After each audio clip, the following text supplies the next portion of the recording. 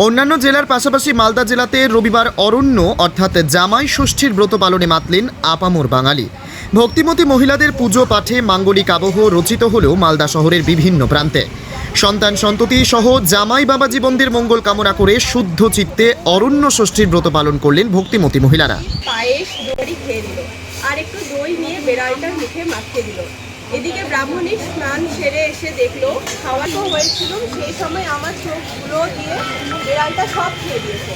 ওই আমি শিগগিরই ছোট বউকে এই প্রশ্ন করব। এই ঘটনার কয়েক মাস পরে ছোট বউয়ের সন্তান ছেলে প্রসব করল। ব্রাহ্মণী নাতির মুখ দেখে খুব খুশি হলো এবং